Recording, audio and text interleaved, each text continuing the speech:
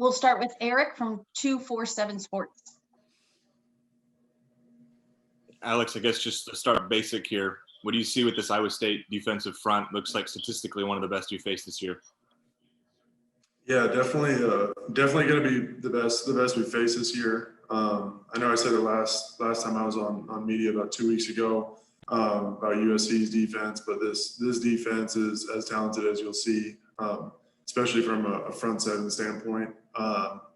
And that they're really disciplined with what they do within their defensive scheme. So not only do they have great athletes and great players, but they play to their scheme really well. So it's gonna be a tough challenge for us, but I'm excited for it.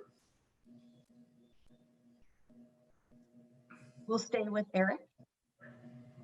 Alex, I wonder, with you guys facing a USC front and now facing Iowa State, maybe compare and contrast. Obviously a lot of talent on both, but what does Iowa State do differently that maybe USC didn't do? I mean, just they are similar in a lot of ways with the physicality of their defense and what they pride themselves on, which is something that I think we're pretty similar in terms of our programs are similar to each other. But I think they just present different challenges with different stunts and blitzes they do, because they do different than a lot of teams we've seen. They have a different structure than a lot of teams we've seen. So they definitely present a lot of challenges, but I'm excited to face those challenges. Eric, did you have another follow-up? Sure, I'll keep asking questions. Alex, I know you're close with Tyler. I know he's had a couple down games. I guess paint a picture for how he's handling that behind the scenes and kind of where his head's at right now. Yeah, he's the ultimate competitor. He wants to be great. He works harder than anybody, I think, on this team. And I really look up to him and try to follow what he does in terms of a preparation standpoint, because he's kind of unlike anything I've seen so far at the college level in terms of how much he prepares, how much time he puts into the game, how much he cares about this team. So I have no worries about him. He's like I said earlier, he's the ultimate competitor. He loves his game. He loves his team. And so he's doing whatever he can to help us win. And behind the scenes, I mean, he's at the facilities 24/7. He meets up with me and, asks me about protection stuff, like what we should do during certain blitzes. He really cares about the entirety of the offense in terms of from protections to routes to knowing what everybody's doing. So I think that's been really impressive. That's something I look up to him for. And I guess 5 new starters on the offensive line, and you guys kind of play 6. Obviously, you now have half a season, well, a full season, but typically 6 games, half a season. Yeah. I guess where have you seen the most improvements? And I guess for you, as the leader of that group at center, how much more comfortable are you now than you were back in early November? It's still, it's football is a game of growth and stuff. So I don't think you don't really ever stop growing as a unit.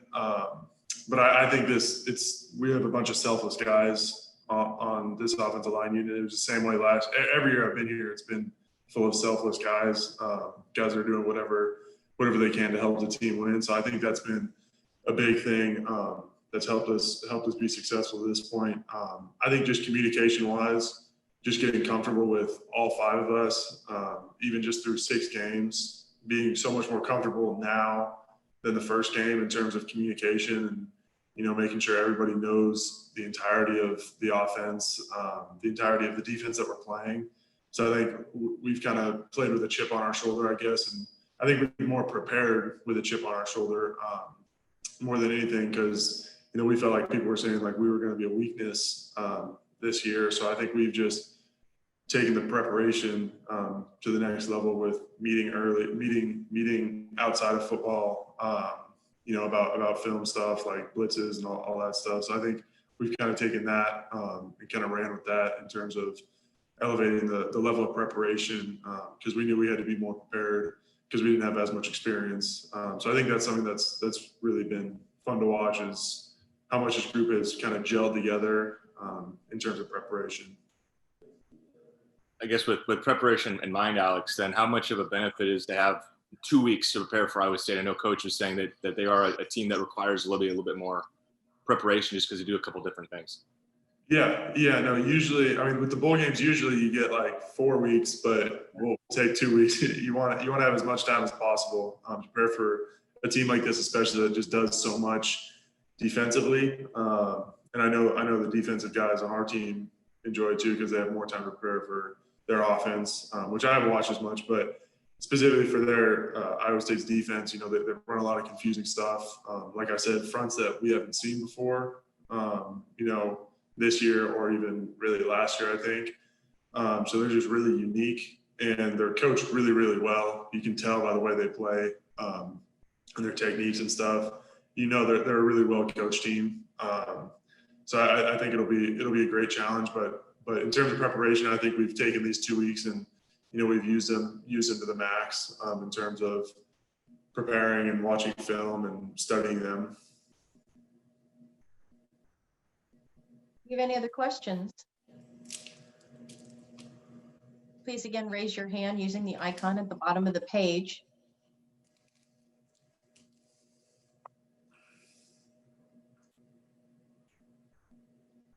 Alex, if I could ask you, just with as crazy as this year has been, as challenging as it has been for everyone, what was the most valuable lesson that you've learned from all of this as a football player?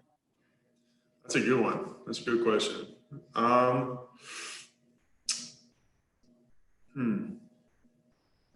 think there's two valuable lessons. I think one of them is don't take anything for granted, because you never know when, you could this year you never know when you could get shut down. If guys, if they weren't doing the right thing, or if you never know. So I think that was a big thing. You can have games taken away from you because other teams, and it's not that they're doing anything wrong. It's just that sometimes it's a tough thing to stop. So I think don't take anything for granted. And then I think the second part is just the protocol that we had set in place was really strict, but it was definitely worth it. All the sacrifices that you make, it ends up being worth it in the end because you get to play in games like this. So I think it was great. It was a great job by our team, just sticking with protocol, even though it was really strict. But sticking with it and just not kind of straying away off that path. So I think we saw that pay off big time for us. And how does it feel for you and as a team to really kind of be a part of history, as this is the 50th anniversary of the Fiesta Bowl? Does that bring any more meaning to it? Yeah, it's a huge honor. You dream of playing in games like this when you're a kid. So it's kind of crazy to actually be here. So it's a huge honor to be a part of the Fiesta Bowl, especially the 50th anniversary. It's just a huge honor. Even if it wasn't the 50th anniversary, it's a huge honor, but even more so now.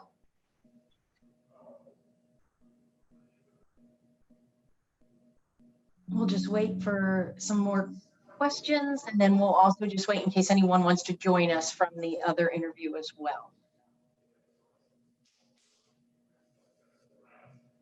We'll go back to Eric at 24/7 Sports. I know we're jumping ahead to next year a little bit, but this group in theory could bring back its entirety for 2021. Obviously, I don't want to bypass Iowa State and look past that, but can you talk about the excitement level of what this group could do next year, just having that year of experience under their belt? Yeah. I mean, we like you said, we don't like to look ahead, but there's a lot of youth on this team in terms of guys that are in their first and second year in the program.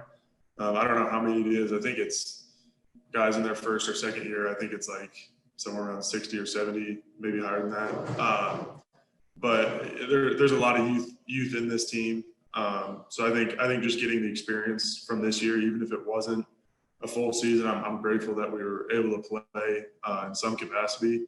And 7 games, that's awesome. I would have taken 1 game, but I'm excited that we got to play 7. So that's perfect for us, and get experience. And even if it's not a full season, it's a weird season. You got to come in and get tested every day and be distant. You don't really get to have team activities or anything. So it's it's an interesting year. But if you can make it through this, you can I'm a firm believer you could probably make it through anything. So there's been a tough season in terms of, you got to follow protocol and all that stuff and the sacrifice you have to make, but it's 100% worth it. And so that's exciting to see that everybody made those sacrifices. So I know this team is willing to do whatever it takes. Alex, I wonder just the disparity in number of games you've had versus Iowa State. You guys have played 6, they played 11. Is that an advantage for either team? Is that a what? An advantage for either team, for Iowa State or for you playing fewer? Shoot. I mean, I think there's advantages and disadvantages to both. They have more games under their belt this year. That's also more wear and tear, I guess. But we don't have as much experience because we've only played 6. But I don't really know if it's an advantage or disadvantage to any team. I think both teams just got to be ready to play.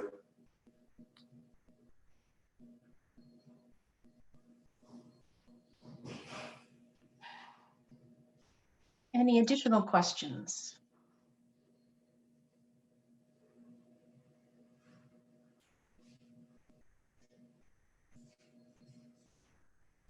Alex, if you could use one word to describe this team, especially with what you've had to deal with this year, what would that be? Resilient. Probably resilient, just because everything that's happened. You look at places around the country, and there's a lot of stuff happening in the world. A lot of bad stuff, not a lot of good stuff right now. So it's easy to kind of take that and get distracted. Not distracted, but kind of get your head wrapped around that. But you just look at how blessed we were this year to keep everybody healthy and play a game. That's what it is. It's a game. It's a fun game to play. So it's I think you got to look at it and just be grateful that we were able to do this. And there's a lot worse scenarios to be in around the world. So I think it's just you got to kind of look at it and be like, well, this pandemic, everything that's happened this year has affected everybody. But you just got to be grateful for what you've been able to have and been blessed with. So I think that's the perfect word, is resilient for this team, because there's so much happening. And, they kind of just stayed focused. And like I said, with protocol, just stayed on it and just, hammered that through. And, it's paid off big time. Great. Well, Alex, we appreciate your time. Thank you for joining us this morning. Good luck on Saturday. Perfect. Thank you so much.